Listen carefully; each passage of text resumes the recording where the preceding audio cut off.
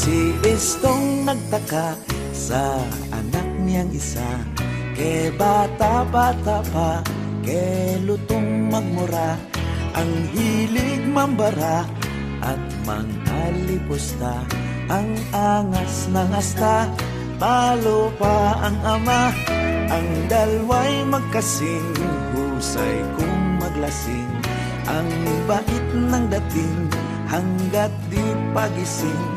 Saan pa ba hahantong ang junior ni Istong? Sa weteng nalulong, sa shabu na kulong.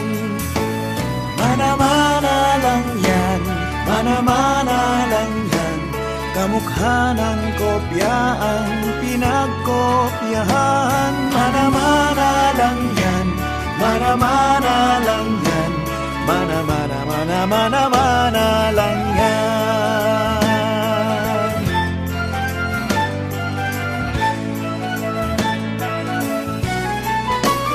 Ang nanay ni Islaw, sales lady sa Cubao, tagbagyo't tag-araw, ay kayod kalabaw. Sa tiwalang payak, inakay ang anak, sa tahanang gayak ng kalingat galak. Ang sipag ni inay, ang baon niya't gabay, trabaho't aral ay kaniyang pinagsabay.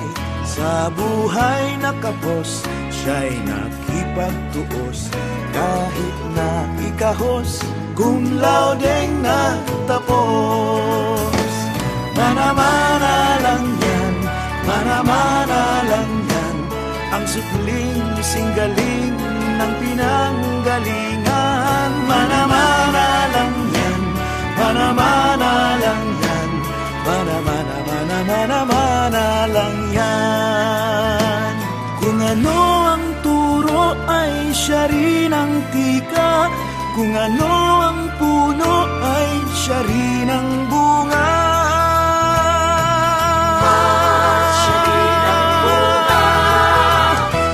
Mana-mana lang yan, mana-mana lang yan, kamukha ng kopya ang pinagkopyahan. Mana-mana lang yan, mana-mana lang yan, mana-mana, mana-mana, mana lang yan.